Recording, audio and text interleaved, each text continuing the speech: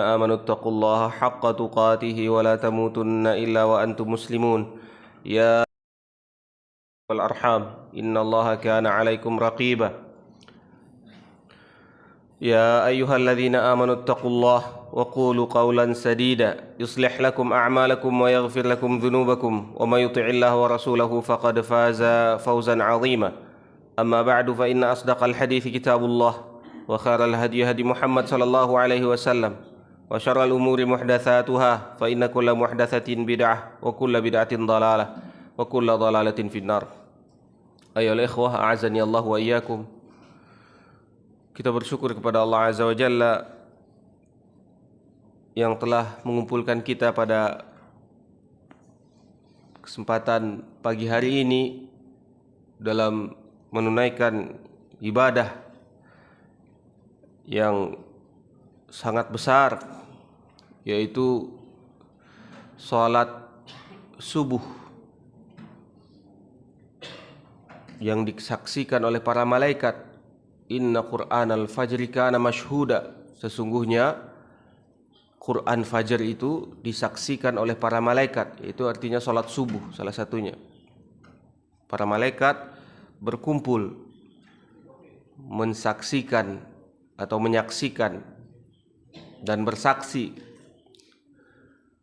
bagi orang-orang yang berkumpul di rumah-rumah Allah, ruku dan sujud kepada Allah, meminta ampun kepada Allah, berzikir kepada Allah, dan mereka dilindungi oleh Allah SWT sehari sampai sorenya.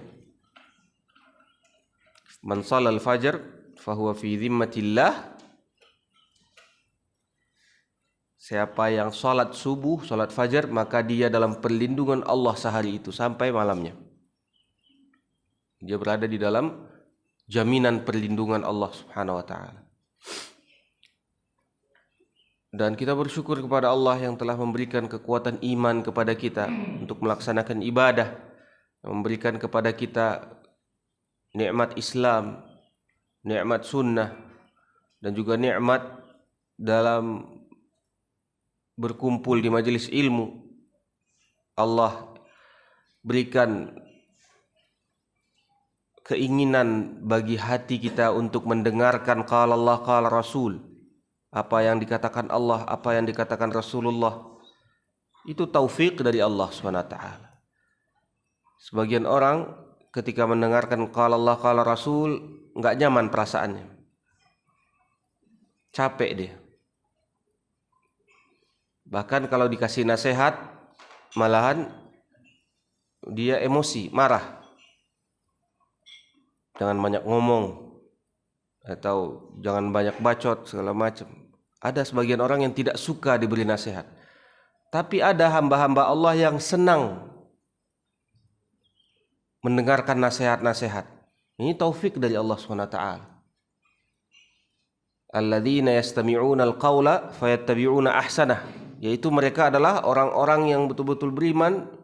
Mereka adalah orang-orang yang suka mendengarkan perkataan-perkataan yang baik, lalu dia ikuti yang terbaik dari perkataan-perkataan tersebut. Suka mendengarkan ilmu, suka mendengarkan kebenaran, suka mendengarkan kalamullah, suka mendengarkan hadis-hadis Rasulullah SAW, suka mendengarkan nasihat-nasihat para ulama. Semoga kita termasuk hamba-hamba Allah yang alladzina yastami'una al-qawla fayattabi'una ahsanah. Orang-orang yang mendengarkan kebaikan lalu dia mengikuti yang terbaik dari perkataan-perkataan tersebut. Dan alhamdulillah pada pagi hari ini kita akan melanjutkan di pelajaran kita di kitab Al-Irsyad ila Sahihul I'tiqad,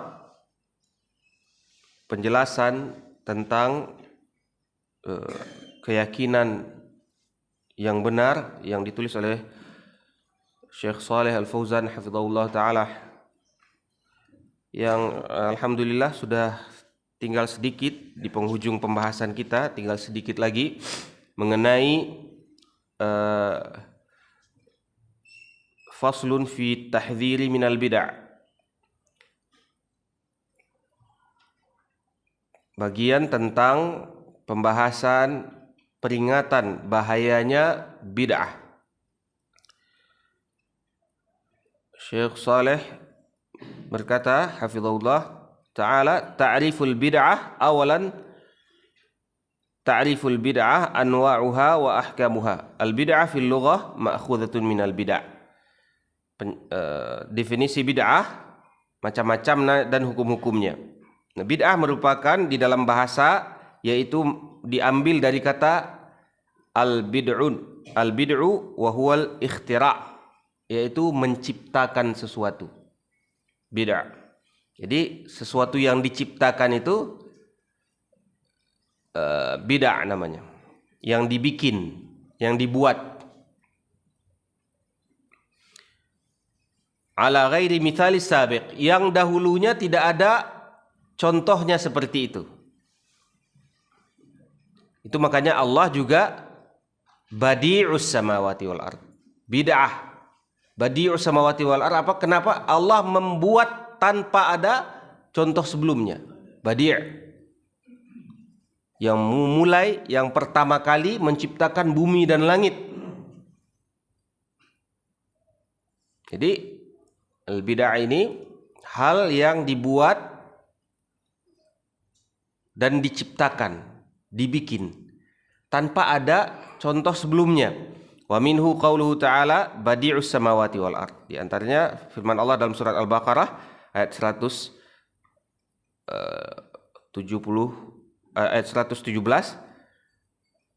Allah menciptakan pertama kali bumi dan langit tanpa ada contoh sebelumnya.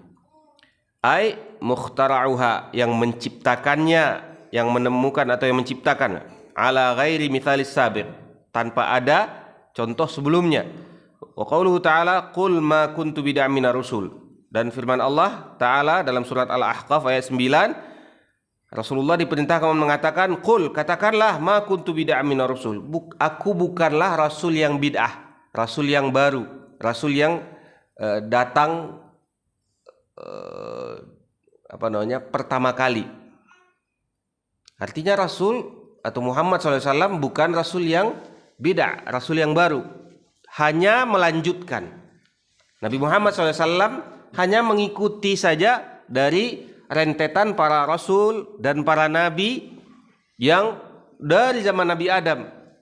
Ada 300-an Rasul dan ada ribuan para Nabi. Nabi Muhammad bukanlah hal yang baru, ini sudah melanjutkan saja.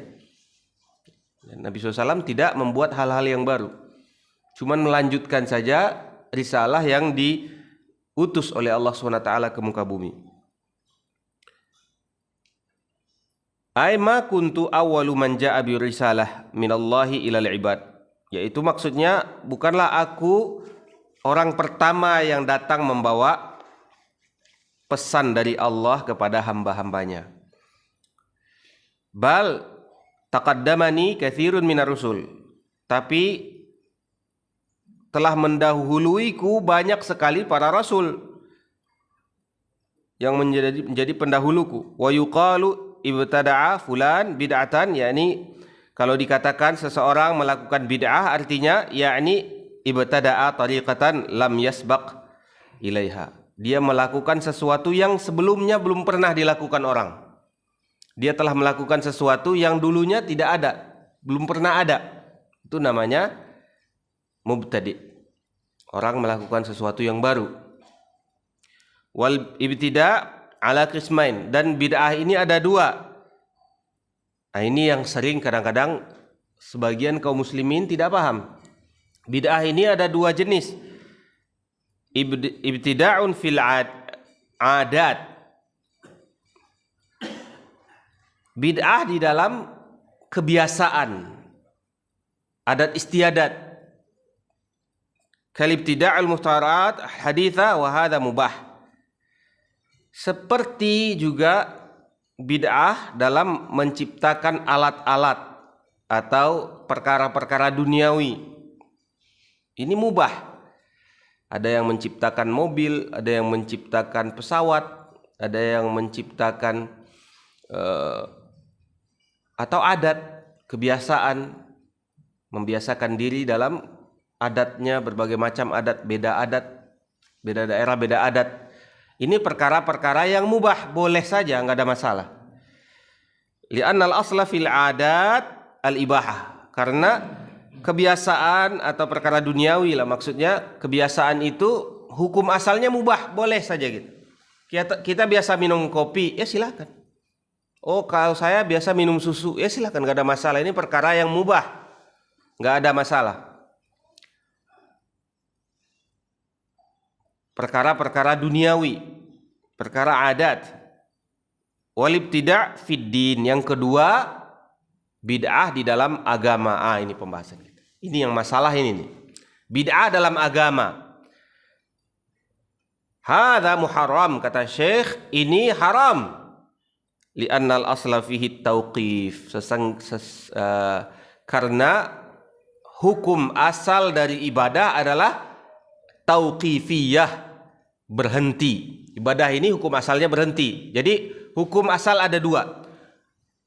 Ini kalau ada pulpen dicatat.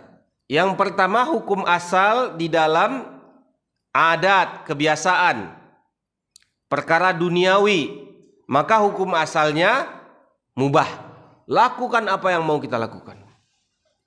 Kita nikmati apa yang kita mau, kita makan apa yang kita mau, kita lakukan apa yang kita inginkan. Silahkan, mubah, nggak ada masalah. Bebas. Kapan kita berhentinya? Kalau sudah ada larangan. Kalau sudah ada larangan baru kita berhenti. Kapan kita merasa ini tidak boleh? Ketika sudah ada larangan. Ketika tidak ada larangan, bebas-bebas saja.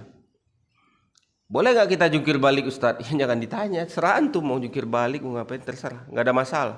Ini kan perkara mubah, silahkan mau ngapain aja silahkan. Beda dengan perkara ibadah, hukum asalnya muharram, tauqifiyah. Jadi setiap perkara ibadah hukum asalnya haram, tidak boleh, dilarang. Ibadah ini hukum asalnya haram, dilarang. Kapan kita melakukan ibadah? Ayo dijawab. Ketika sudah diperintahkan. Kalau sudah diperintahkan baru kita lakukan. Kalau tidak diperintahkan jangan dilakukan. Oh, saya mau sholat tambahan 1 rakaat lagi. Sholat subuh saya tambah jadi 3 rakaat. Ada nggak perintahnya? Pertanyaan dulu, ada nggak perintahnya? Kalau tidak ada, nggak bisa. Jangan. Antum menzolimi diri sendiri. Antum membantah Allah. Tidak boleh. Kalau belum ada perintahnya, kita diam dulu. Tauqifiyah ini artinya diam. Tawakuf, diam. Diam dulu. Kecuali sudah ada perintah, lakukan. Nah, ini yang biasa kadang-kadang orang-orang dibalik-balikan. Logikanya diputar-putar, dibalik-balikan, akhirnya menjadi samar-samar bagi sebagian orang. Ada yang orang betul-betul kena syubhat, jadi bingung. Ini kenapa ini? Orang-orang ahlus sunnah wal jamaah ini atau sering membidah-bidahkan ini. Yang dibidahkan ahlus sunnah juga katanya. Jadi banyak syubhat di dalam pikiran sebagian kaum muslimin karena lemahnya ilmu agama. Padahal ini hal biasa. Hal biasa ini. Logika aja deh, kita nggak pakai dalil-dalil dulu. Logika aja deh. Kalau seandainya semua orang berhak bikin agama, kira-kira di dalam kampung ini misalnya ada 1.000 orang, sudah berapa agama kita bertambah itu? Di negeri ini atau di daerah sini ada 1.000 orang. Berarti sudah ada 1.000 tambahan yang mau kita lakukan. Mampu nggak kira-kira melakukan 1.000 tambahan?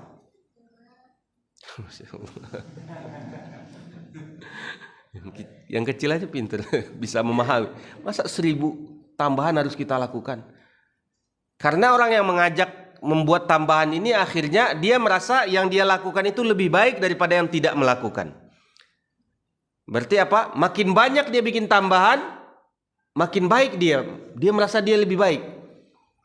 Dan ketika kita larang, dia merasa kita yang jelek. Nah, ini parahnya bid'ah ini.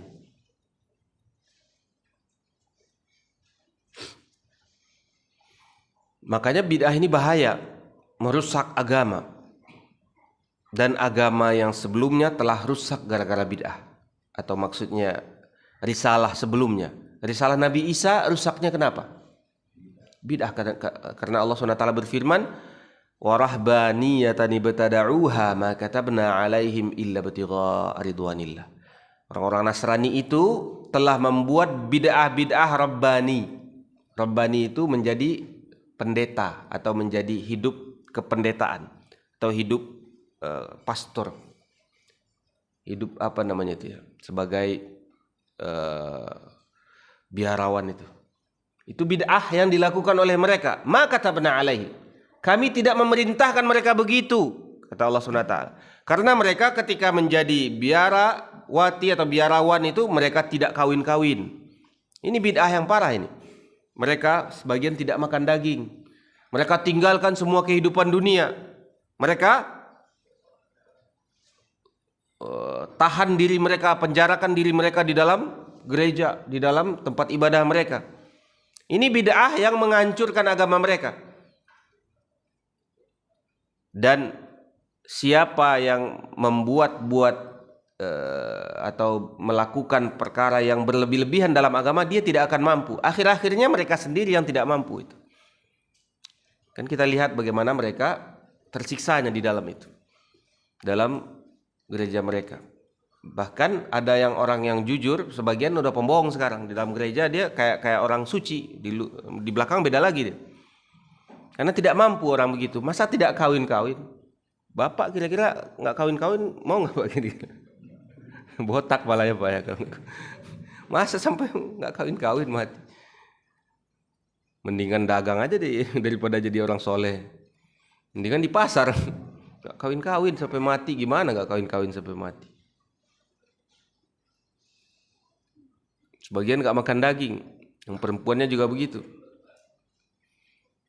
Umar ketika melihat sebagian pendeta mereka itu sudah kuning badannya karena saking banyaknya berpuasa, menangis Umar, sedih Umar melihat itu.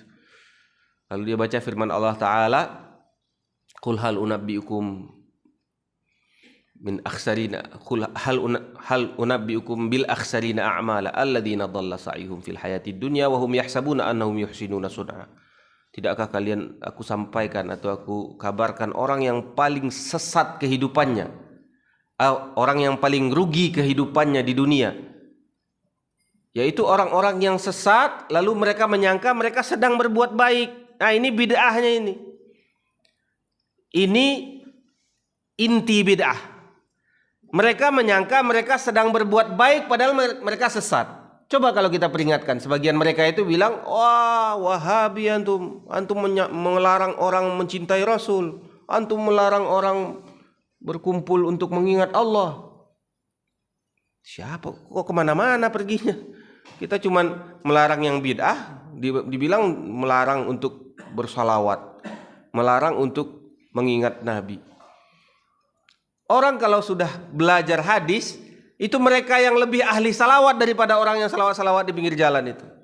Karena setiap kali baca hadis selalu bersalawat. Kata Imam Ahmad, saya tidak tahu orang yang paling banyak bersalawat melainkan ahli hadis, ahlu sunnah. Ahlu sunnah itu artinya ahli hadis, orang yang belajar hadis. Karena setiap kali membaca hadis, qala Rasulullah sallallahu alaihi wasallam, qala Rasulullah sallallahu alaihi wasallam, selalu bersalawat kepada Nabi. Setiap hari dia memegang kitab bersalawat terus kepada Nabi.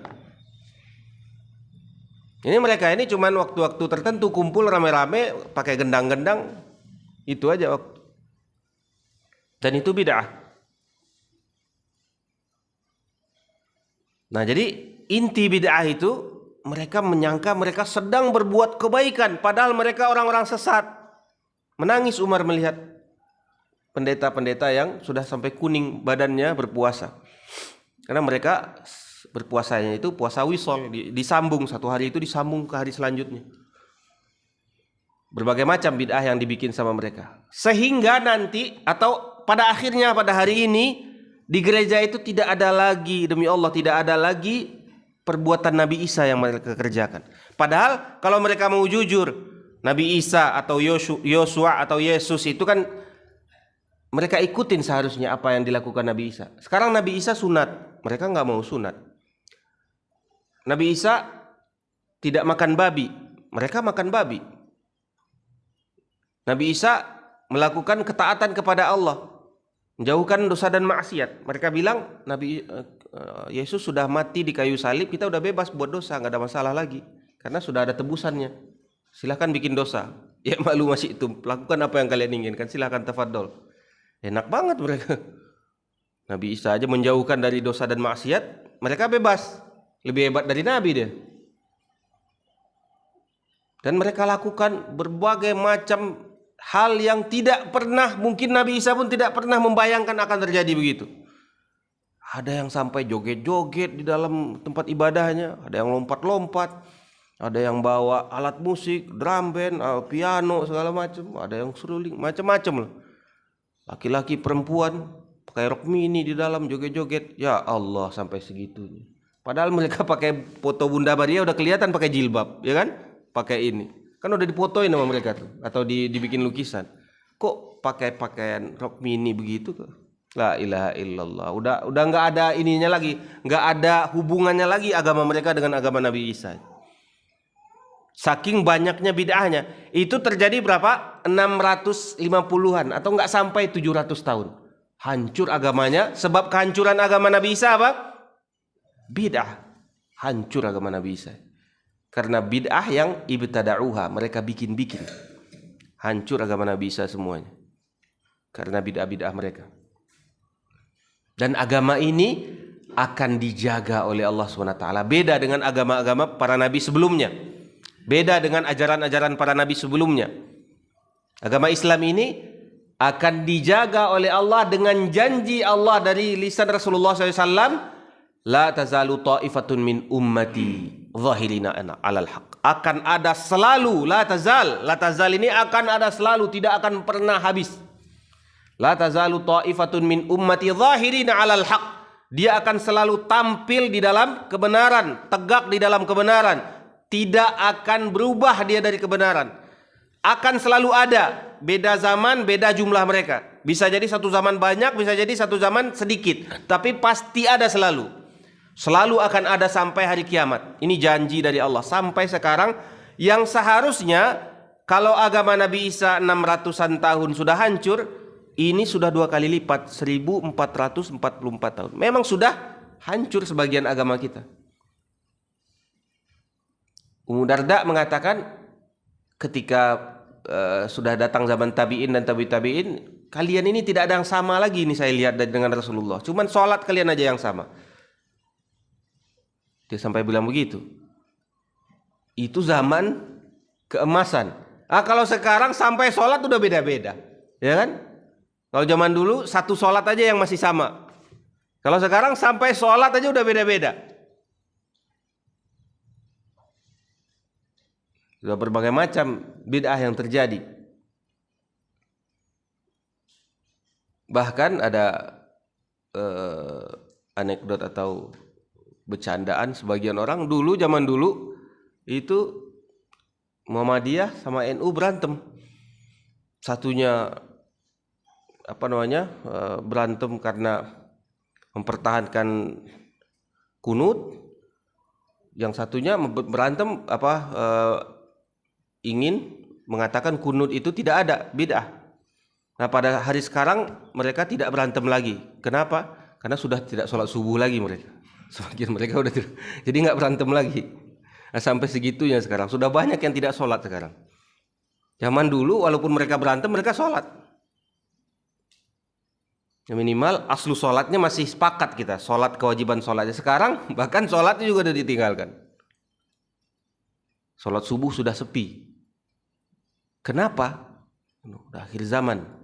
Tapi akan ada selalu yang masih mempertahankan sunnah Rasulullah, yang masih mengikuti sunnah Rasulullah, akan ada selalu sampai akhir zaman. Walaupun mereka itu tinggal sedikit, lalu banyak, sedikit, beda zaman, beda jumlah mereka. Tapi akan ada selalu yang mempertahankan itu. Semoga kita termasuk mereka. La tazaluna ta'ifatun min ummati zahirina 'alal haq. La yadurruhum man khadalahum, kata Nabi SAW. Tidak bermudarat bagi mereka orang yang ingin menghinakan mereka. Ini kabar kenabian.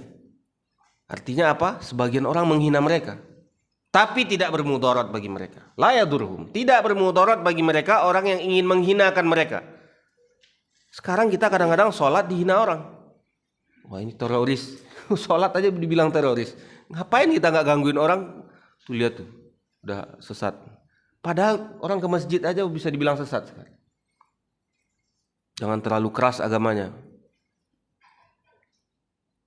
Hatta ya'ti amrullah, sampai datang perkara Allah, wa hum ala dzalik, dan mereka tetap berpegang teguh dengan itu.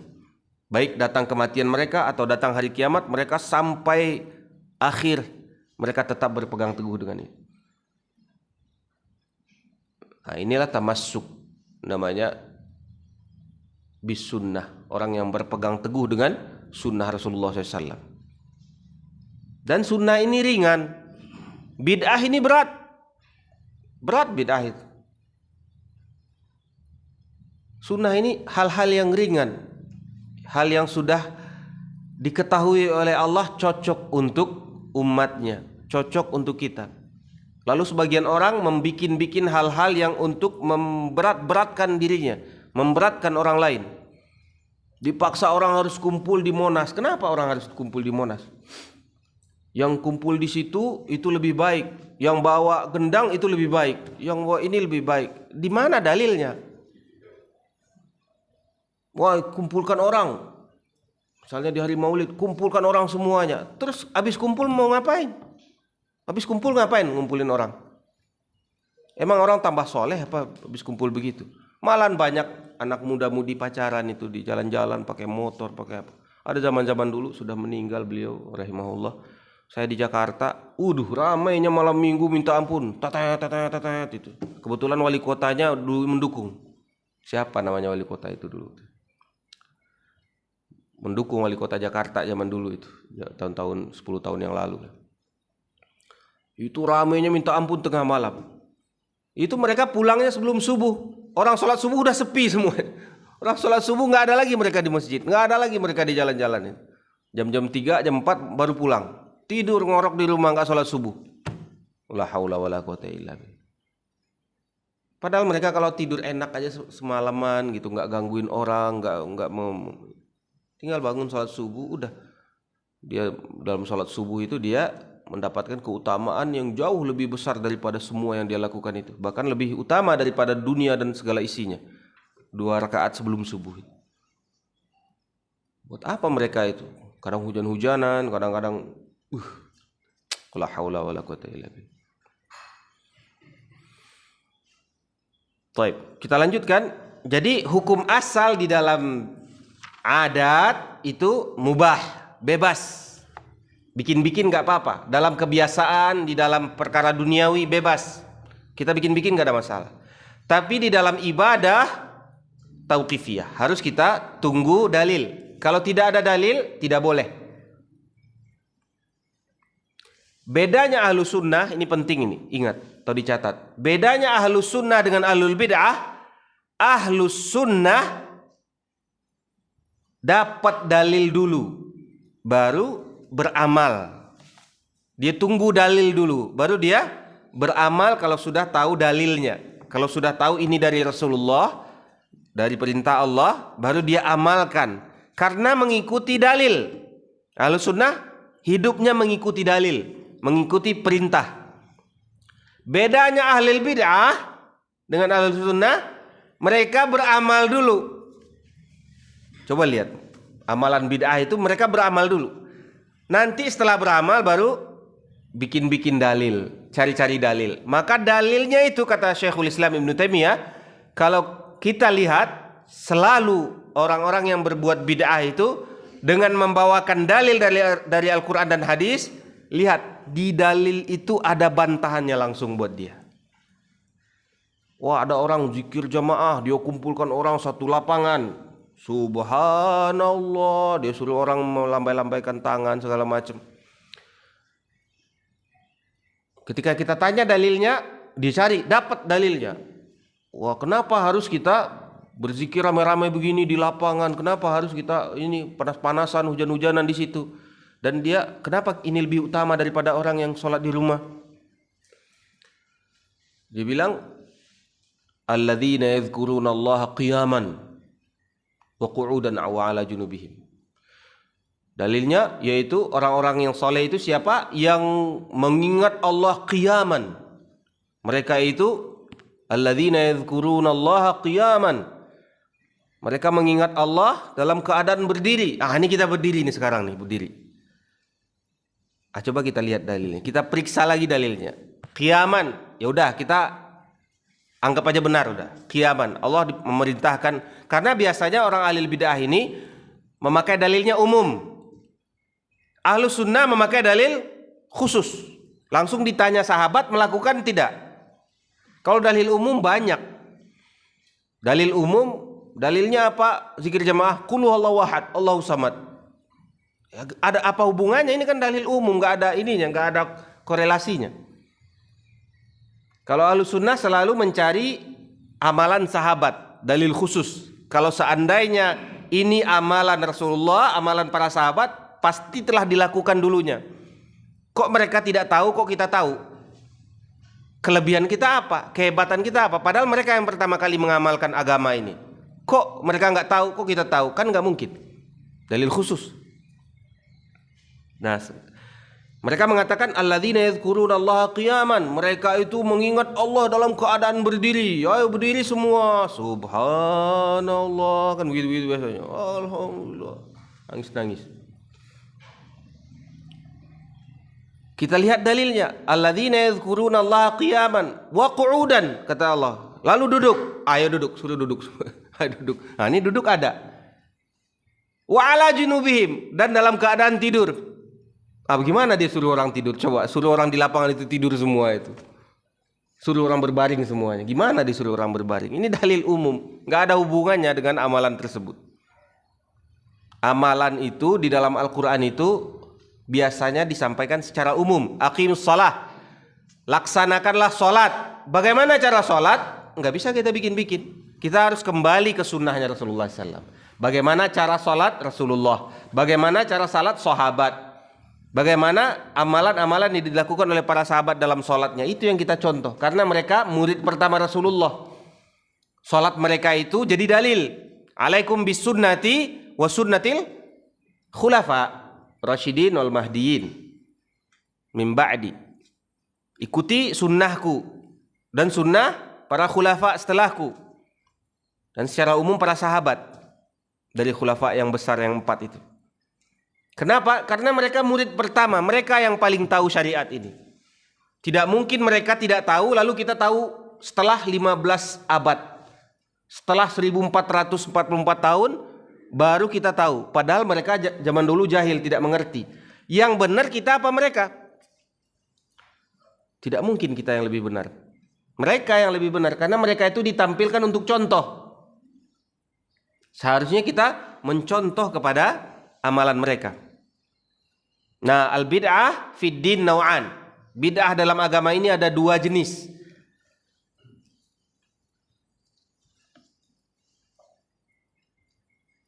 Yang pertama bid'ah qauliyah al-i'tiqadiyah. Bid'ah mengenai yang berhubungan dengan perkataan dan keyakinan. Ini parah. Yang paling parah ini keyakinan ini. Bid'ah yang paling parah. Misalnya keyakinan pertama yang melenceng dari Islam, keyakinan Syiah. Bid'ah pertama. Dan ini bid'ah kufriyah, bid'ah yang mengeluarkan dari Islam. Ada bid'ah yang dia itu maksiat saja. Ada bid'ah yang dia itu jadi dosa besar. Ada bid'ah yang sampai dia itu keluar dari Islam. Bid'ah Syiah ini bid'ah kufriyah. Bid'ah yang mengkufurkan, mengeluarkan dari Islam. Mereka mengatakan Ali mempunyai, ya, ada yang mengatakan kenabian, bahkan sampai ada yang mempunyai sifat ilahiyah, yaitu menjawab doa. Sampai mereka berdoa kepada Ali, ya Ali, ya Ali, ya Ali, begitu. Ya Haidar, ya Haidar. Bahkan kepada Husain, anaknya, ya Husain, ya Husain. Pada Fatimah, ya Zahra, segala macam. Nah, ini bid'ah yang bisa mengkufurkan, mengeluarkan dari Islam. Bid'ah i'tiqadiyah. Di antaranya maqalatul Jahmiyah. Perkataan-perkataannya al-Jahmiyah. Jahmiyah ini Jahm ibn Safwan, yang dia itu bid'ahnya mengenai sifat-sifat Allah. Atau Mu'tazilah atau yang pertama kali keluar dari majelisnya Hasan Al-Basri. Kata Hasan Al-Basri, i'tazalana al-'ata. Ini Atha ini sudah keluar dari majelis kita karena dia bikin majelis sendiri di pojok masjid karena dia tidak menerima sebagian sifat Allah. Atau Rafidah, itu Syiah Rafidah. Dikatakan Rafidah karena dia menolak sahabat atau agamanya para sahabat. Wasairil firaq ad-dhallah al-i'tiqadiyah, dan semua golongan-golongan yang sesat di dalam akidah. Ini bisa mengkufurkan, bisa mengeluarkan dari Islam. Jadi jangan kira khilaf yang terjadi di antara kita sebagian kaum muslimin itu khilaf yang biasa-biasa saja. Kalau sudah sampai kepada khilaf atau perselisihan i'tiqadiyah, bisa jadi kita casingnya sama tapi sebagiannya sudah keluar dari Islam. Seperti yang masyhur di negeri ini, bid'ahnya, i'tiqadnya orang-orang sufi. Ada yang mengatakan mereka didatangkan oleh Allah ilmu laduni, ilmu yang langsung datang wahyu dari Allah SWT. Mereka tidak bilang wahyu tapi laduni, ilmu langsung dari Allah. Mereka mimpi langsung datang dari Allah. Nanti dia berkoar-koar, wah Allah bilang begini, Allah bilang begini, atau Rasulullah bilang begini, Rasulullah bilang begini. Dia ikutin. Bid'ah di dalam keyakinan. Bahkan sebagian mereka menyangka bahwasanya ada tingkatan-tingkatan yang nanti kalau sudah sampai di tingkatan itu tidak wajib lagi syariah. Ada tingkat syariah, hakikat, ma'rifat, apa lagi? Syariah, hakikat, ma'rifat. Ada satu lagi apa? Tariqah. Syariah dulu, terus tariqah. Sudah sampai ke tariqah, baru hakikat. Sudah dapat hakikat, sampai ke ma'rifat. Sudah sampai ke ma'rifat, ini udah beda maqam. Ini kira i'tiqadiyah, keyakinan. Dia sudah yakin, dia tidak wajib lagi sholat. Karena aqimis sholat li dzikri. Kata Allah, laksanakanlah sholat untuk mengingatku. Saya sudah ingat, buat apa lagi? Sudah sampai bid'ahnya i'tiqadiyah, bid'ah keyakinan. Dia tidak wajib lagi melaksanakan perintah Allah. Ini walaupun casingnya dia lebih soleh, casingnya walaupun jenggotnya lebih panjang, tapi i'tiqadnya, keyakinannya itu keyakinan di luar Islam. Di antaranya keyakinan mereka itu al-hulul, yaitu menyatunya Tuhan dengan makhluknya. Ini banyak di media-media sosial, banyak, wala haula wala quwata illa billah. Sampai sebagian ustadz-ustadz yang masyhur terkenal memberikan nasihat berbagai macam kepada kaum muslimin. Tahu-taunya satu waktu saya dengar dia meyakini keyakinan itu. Allah menyatu ke dalam manusia. La haula wala quwata. Dan bid'ah ini yang pertama kali membuat Tritunggal itu. Ini bid'ah ini terjadi bukan di zaman umat Rasulullah SAW saja. Dari agama Kristen juga begitu. Dari sebelum-sebelumnya ini sudah agama pagan atau agama orang-orang musyrik zaman dahulu. Kalau istilahnya bahasa Jawanya itu apa? Manunggal apa namanya? Manunggaling ya. Apa coba ulang lagi, saya Manunggaling Kabulo Gusti ya. Allah itu menyatu. Ini sebelum Islam datang ke Indonesia, mereka sudah punya keyakinan itu. Tuhannya itu menyatu ke dalam badannya. Nah, keyakinan bid'ah ini yang menghancurkan agama Islam dan agama sebelumnya. Coba kalau kita tanya kepada orang Kristen sekarang, 3 dalam 1, 1 dalam 3 gimana? Pusing nggak itu kita? Botak malah kita mikirin itu. 3 dalam 1, 1 dalam 3 gimana? Pusing kita. Tuhan masuk ke dalam tubuhnya Yesus. Terus kalau kita tanya, berarti Yesus keluar dari rahim, itu pantas nggak itu kira-kira Tuhan keluar dari situ? Keluar dari tempat buang air itu, pantas nggak Tuhan itu? Oh nggak, ketika Tuhannya keluar, itu manusianya yang keluar. Tuhannya dia putar-putar. Kemanusiaannya yang keluar. Nanti kalau sudah jadi manusia baru ketuhanannya datang.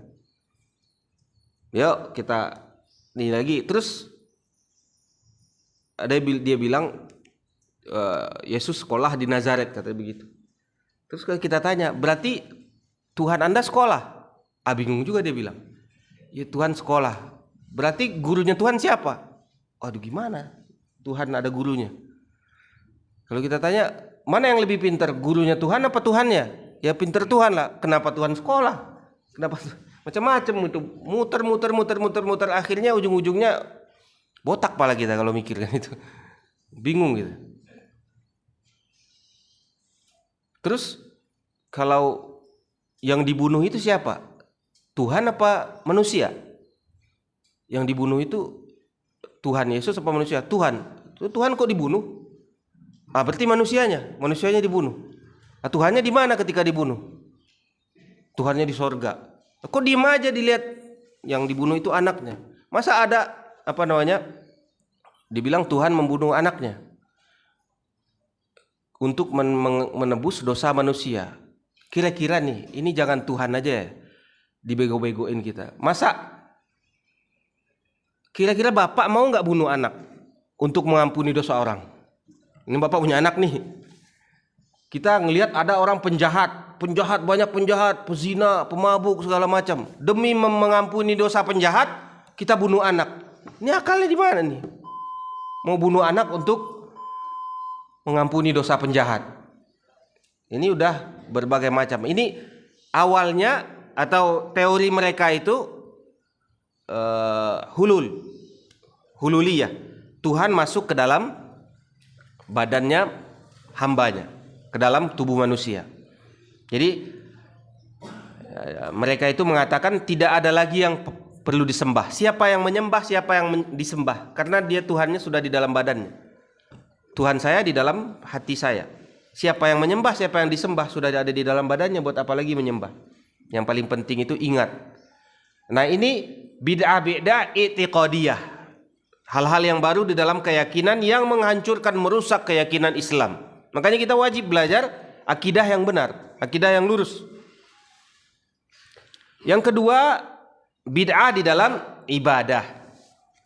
Ini bisa jadi tidak mengeluarkan dari agama. Yang pertama tadi bid'ah i'tiqadiyah. Yang sekarang bid'ah dalam ibadah. Kata'abud lillah bi'ibadatin lam yashra'ha wa hiya anwa'. Seperti menyembah Allah, beribadah kepada Allah dengan ibadah yang tidak diperintahkan. Dan biasanya tujuannya untuk berlebih-lebihan dalam ibadah. Dia ingin lebih taat, ingin lebih soleh, ingin lebih dekat kepada Allah. Tapi dengan caranya sendiri, bukan dengan cara yang diperintahkan Rasulullah. Maka demi Allah, tidak ada yang bisa mendekatkan kita kepada Allah melainkan sudah disampaikan semuanya oleh Rasulullah. Tidak bisa kita mendekatkan diri kepada Allah dengan cara kita sendiri, nggak bisa. Semuanya sudah disampaikan oleh Rasulullah SAW. Siapa yang ingin mendekatkan diri kepada Allah hanya bisa dengan jalan atau dengan cara Rasulullah. Nggak bisa dengan cara kita sendiri. Seperti yang pertama misalnya jenisnya an yakuna fi aslil ibadah, di dalam inti ibadah. Bi an yuhdits ibadat laisa laha aslun fi syara', yaitu melakukan ibadah yang asalnya tidak ada di dalam syariat. Seperti bikin salat. Bikin salat misalnya 5 rakaat, ini tidak boleh. Atau saum, dibikin nanti misalnya saum mutih atau saum apa yang tidak ada hubungannya dengan syariat Islam. Atau ayat atau perayaan-perayaan seperti perayaan Maulid Nabi, Isra Mi'raj, Nuzul Quran dan yang lain-lainnya. Ini dibikin-bikin. Kalaulah memang ini kebaikan, tentu sahabat yang pertama kali bersungguh-sungguh melakukannya. Kalaulah memang ini perintah Allah, tidak akan mungkin ditinggalkan oleh sahabat. Kalau kita mau bikin-bikin sendiri, memang kita siapa? Mau bikin-bikin sendiri? Memang kita nabi? Nggak bisa kita bikin-bikin sendiri. Dan yang kedua, ma yakunu fi ziyadah alal ibadah. Yang pertama tadi di dalam inti ibadahnya itu, asal ibadahnya dia robah. Yang sekarang ibadahnya sebenarnya sunnah, tapi dia tambah di dalam ibadah tersebut. Bid'ah idhofiyah namanya, bid'ah tambahan. Misalnya dia di dalam sholat, dia tambah doa yang tidak diajarkan di dalam sholat. Misalnya Assalamualaikum warahmatullahi wabarakatuh. Assalamualaikum warahmatullahi wabarakatuh. Al-Fatihah. Ini kenapa Al-Fatihah? Kita tanya, kenapa Al-Fatihah? Akan baik. Antum bilang nggak baik, berarti antum Wahabi. Ini kemana-mana ngomongnya. Kok masalah begitu kita kan? Gimana nih? Ada yang marah nanti.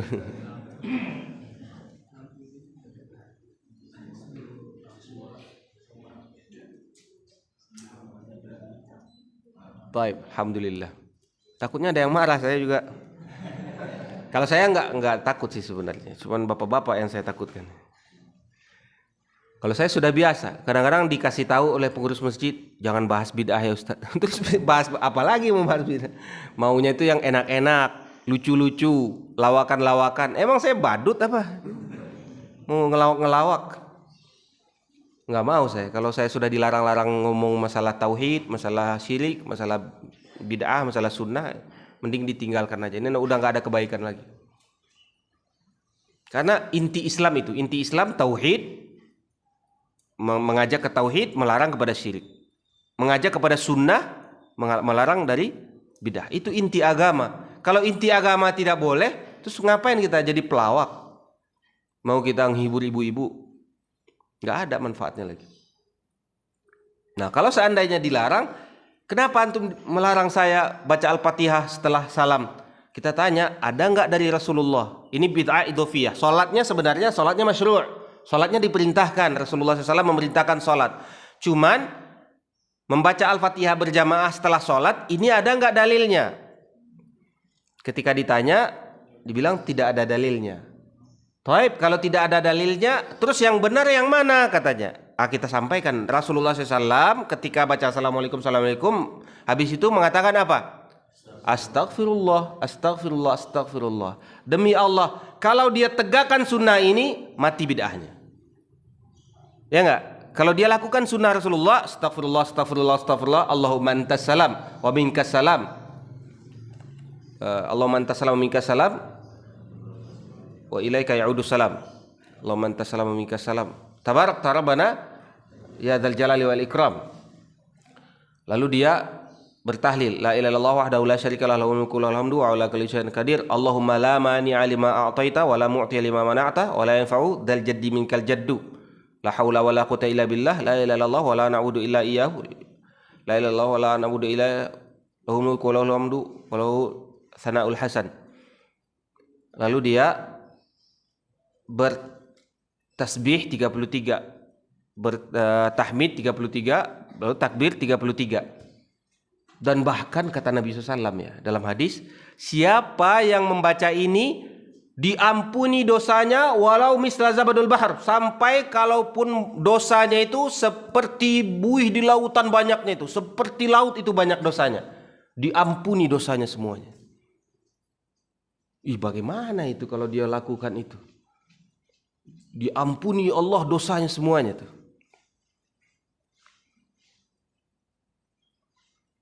Tapi kalau dia bikin bid'ah, kullu bid'atin dhalalah, ini maunya dapatkan kebaikan dari Allah SWT atau dia disesatkan oleh Allah? Apa yang dia mau sebenarnya? Kenapa harus dipertahankan keinginan dia itu? Kenapa tidak mengikuti Rasulullah? Orang yang dia tuh menyangka perbuatan dia lebih baik daripada perbuatan Rasulullah, berarti dia sudah mengatakan ingin mengalahkan Rasulullah dari ibadahnya itu. Dia ingin mengamalkan sesuatu yang bisa mengalahkan Rasulullah. Nggak ada yang bisa mengalahkan Rasulullah. Rasulullah itu dikirim sudah untuk contoh, uswatun hasanah, contoh yang baik. Tidak ada yang bisa mengalahkan Rasulullah. Ya, kita sabar aja lah, sabar aja, kita ikutin aja. Nggak perlu marah-marah, nggak perlu mencela.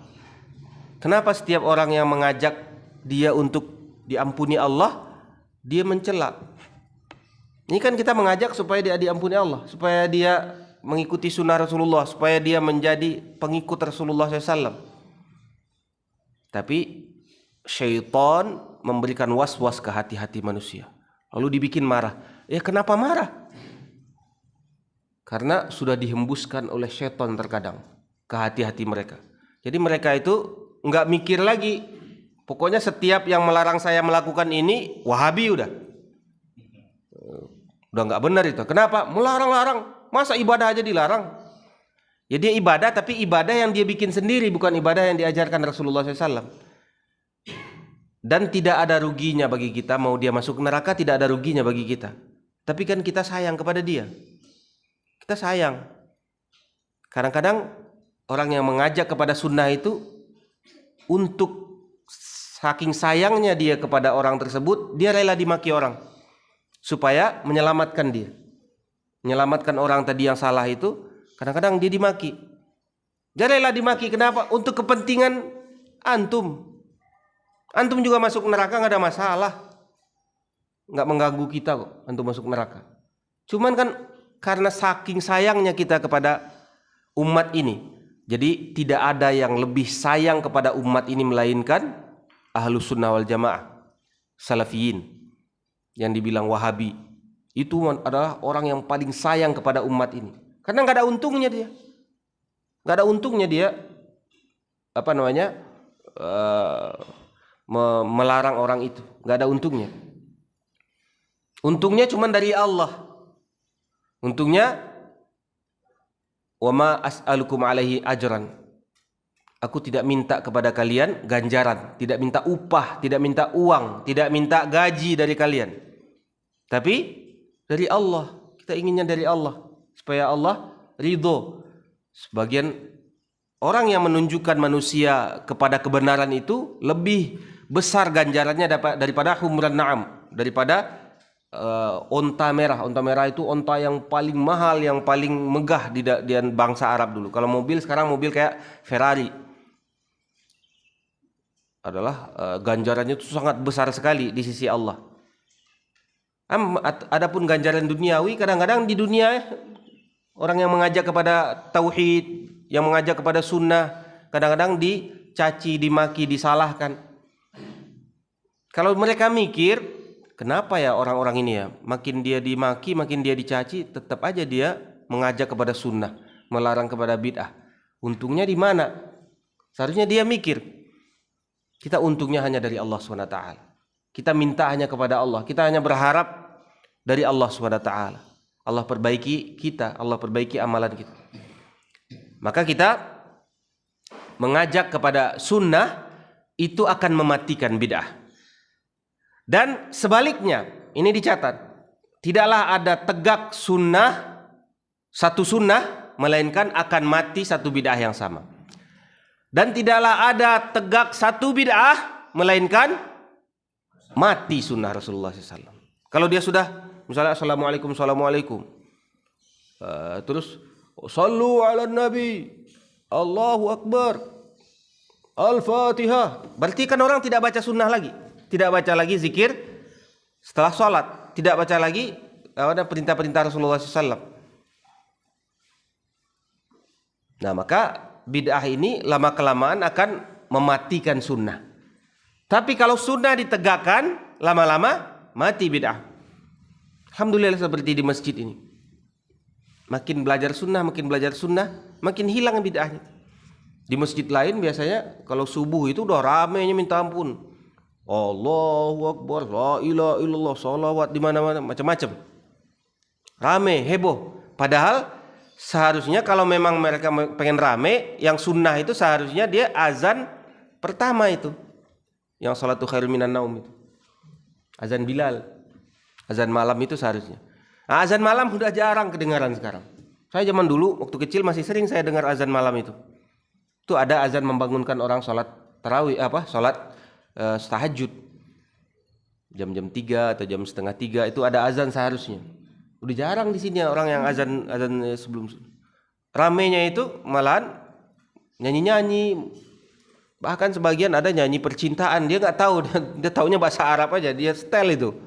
Magodir, kok magodir itu. Ini kan lagu orang ini, lagu orang pacaran ini di Arab. Di sini di masjid kadang-kadang. Nah ini bid'ah ini merusak, mati sunnah. Lama kelamaan makin banyak bid'ah, makin mati sunnah Rasulullah SAW. Mungkin kita cepatkan, ada 4. Yang ketiga, ma yakunu fi sifati ada'il ibadah bi an yu'addiha ala sifatin ghairi masyru'. Ada yang berkaitan dengan sifat atau cara. Jadi yang pertama tadi inti ibadah, yang kedua tambahan ibadah, yang ketiga tambahan sifat. Seperti ada yang mengeluarkan zakat, sebenarnya zakat ini masyru', disyariatkan. Azkar, zikir, sebenarnya zikir ini masyru', tapi dia tambah caranya. Misalnya caranya mengumpulkan orang, dia kumpulkan orang secara berjamaah, lalu dia pimpin dengan satu suara. Padahal ini zikir ini masyru', baca subhanallah masyru', baca alhamdulillah masyru', disyariatkan. Tapi dia bikin sifat-sifat tertentu yang tidak diajarkan. Yang keempat, ma yakunu bi takhsis waqtil ibadah. Mengkhususkan waktu yang tidak dikhususkan. Walam yukhassishu syara' ka takhsisi yauma an-nisfi min Sya'ban wa lailati bi siyamin wa qiyam.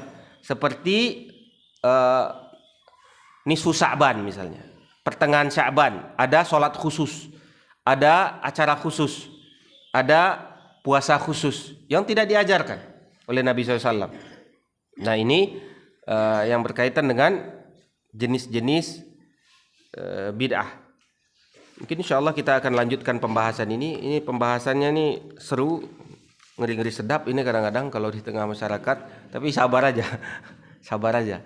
Namanya kita melaksanakan perintah Allah dan kita nggak sengaja. Kita ngikutin tartib dari Syekh Shalih Al Fauzan, dan ini pembahasan terakhir.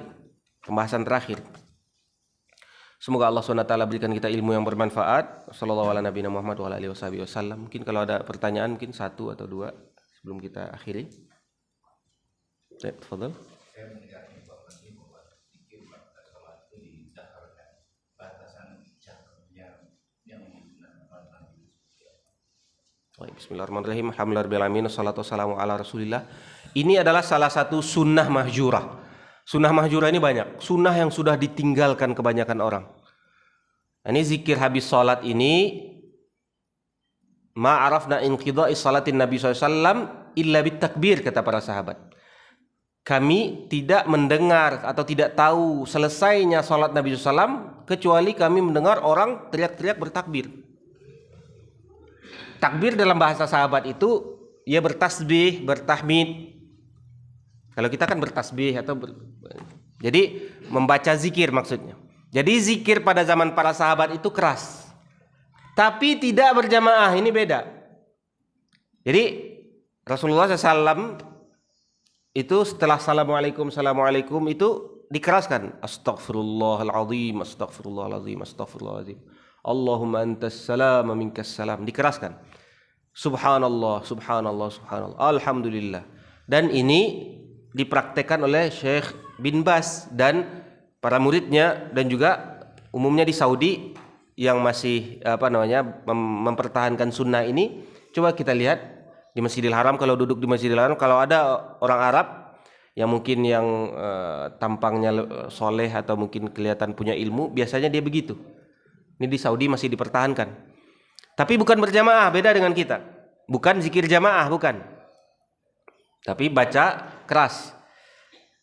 Kalau kerasnya zaman dulu keras sekali, karena mereka itu kaget setelah habis sholat. Kita tidak tahu sholat Nabi SAW itu selesai kecuali setelah kita mendengar orang bertakbir.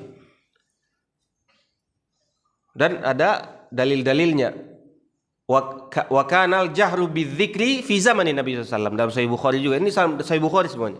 Dan dahulunya kata Nabi SAW, kata para sahabat, jahru bidzikri, zikir secara jahar itu dahulunya ada di zaman Nabi SAW. Berarti apa? Beda zaman, beda ini, beda apa namanya? Beda kekuatan itu. Sunnah itu. Kadang satu zaman banyak yang mengamalkan, kadang satu zaman ada yang mungkin udah mulai berkurang orang yang mengamalkan. Nah, pada zaman kita ini sudah jarang orang mengamalkan itu. Sudah jarang. Banyak kalau sunnah mahjurah ini banyak. Nah, ya kita lihat-lihat kalau memang kayaknya itu mengganggu atau dianggap mengganggu ya, seharusnya tidak mengganggu. Kalau itu sunnah Nabi SAW tidak mengganggu seharusnya. Ya minimal kita jaharnya itu sesuai dengan tempat kita aja, setempat aja, jangan sampai keluar kita teriak.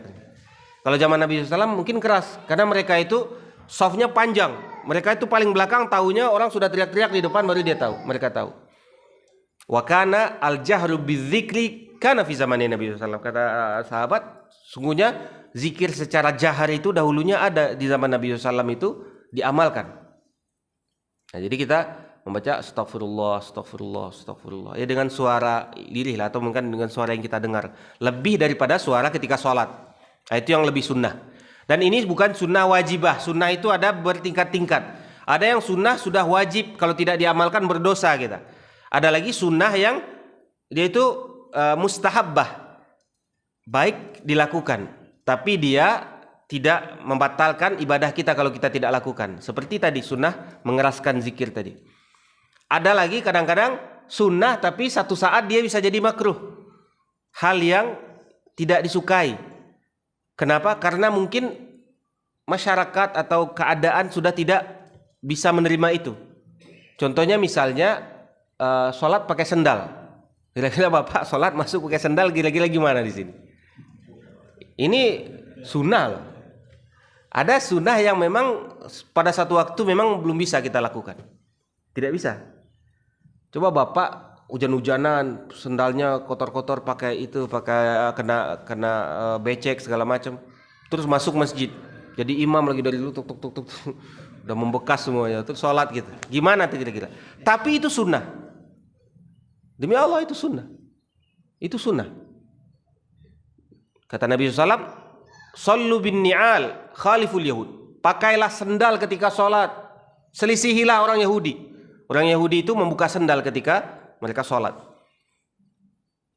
Fakhla'na alai, kata Allah SWT kepada Nabi Musa, annaka kamu di lembah tua, bukalah sendalmu. Orang-orang Yahudi mereka mengamalkan ibadah buka sendal. Orang Islam zaman dulu pakai sendal semuanya. Nggak ada yang nggak pakai sendal. Semuanya pakai sendal. Sekali-sekali Nabi SAW nggak pakai sendal, itu juga sunnah. Sekali-sekali kita nggak pakai sendal, pergi ke masjid. Tapi jarang sudah yang mengamalkan itu. Tapi tertulis di dalam sebagian kitab, zaman dulu di Sumatera raja-rajanya pergi ke masjid nggak pakai sendal. Ada di kitab-kitab tua kalau kita ini. Saking mereka tuh kuat memegang sunnahnya itu, mereka membuka sendalnya keluar dari rumah, berjalan untuk mengamalkan sunnah Rasulullah SAW, sekali-sekali tidak pakai sendal. Ini keagungan raja-raja zaman dahulu. Itu ada Samudra Pasai dulu di Aceh, ada Imam Bonjol dulunya di di Sumatera Barat, ada raja-raja di Jambi dulunya. Jadi mereka zaman dulu Islam itu awal-awalnya di daerah situ, awal-awal datangnya. Nah mereka dulunya mengamalkan sunnah. Salah satu sunnahnya itu mereka pergi sholat Jumat itu dalam ini. Pergi sholat Jumat mereka bertelanjang kaki pergi ke masjid. Itu salah satu terkadang Nabi SAW melakukannya. Dan Nabi SAW umumnya dahulu mereka pakai sendal sholatnya. Yang pada hari ini kadang-kadang diingkari orang. Kalau saya di Masjidil Haram saya pakai sendal. Orang di situ sudah biasa aja. Saya Masjidil Haram masuk pakai sendal. Biasanya orang-orang luar dari orang yang bukan Arab yang nyalain saya. Buka sendal. Tapi kalau coba lihat Askari itu kan pakai sepatu mereka. Sampai ke depan Ka'bah mereka pakai sepatu biasa aja. Sampai sholat mereka pakai sepatu kan. Karena mereka sebagiannya tahu pakai sandal itu disunnahkan. Tapi terkadang itu tidak bisa kita lakukan karena dia tidak wajib juga. Pada satu waktu bisa jadi ini akan membuat perdebatan jadinya. Atau bisa jadi orang akan mengingkari. Atau bahkan dibilang nanti aliran sesat segala macam karena saking jauhnya orang daripada pengetahuan. Makanya kalau siapa yang mau mengamalkan ya sholat malam aja. Di sholat malam pakai sendal sekali-sekali nggak apa-apa. Nabi SAW itu banyak riwayat Nabi SAW pakai sendal, terus datang Jibril mengatakan di kaki engkau ada najis. Lalu Nabi SAW mengangkat sendalnya lalu dilempar oleh Nabi SAW karena sudah menginjak najis. Berarti Nabi SAW pakai sendal sholatnya. Nah, para sahabat saking kuatnya memegang sunnah, ketika melihat Nabi SAW melempar sendalnya, sahabat juga membuka sendal, dilempar juga sama sahabat. Ini bagaimana hati mereka itu kuatnya memegang sunnah. Lihat Nabi SAW melempar sendal, dia juga buka sendal, mereka juga buka sendal, lempar juga. Salam sambil sholat. Ketika habis salam, kata Nabi SAW, kenapa kalian? Tadi Jibril mengatakan kepada saya, di sendal saya ada najis. Maka saya buka lalu saya lepaskan. Sahabat malah pada ngikut semuanya lempar sendal. Tapi itu bukti mereka kuat memegang sunnah. Ikuti contoh dari Nabi SAW. Sallu kama ra'aitumuni usolli. Mudah-mudahan pada pertemuan selanjutnya dapat kita bahas lebih dalam insyaallah. Tinggal sedikit lagi pembahasan kita. Sallallahu ala nabiyina Muhammad wa ala alihi wasallam. Subhanakallahumma bihamdika asyhadu an la ilaha illa anta astaghfiruka wa atubu ilaik. Assalamualaikum warahmatullahi wabarakatuh.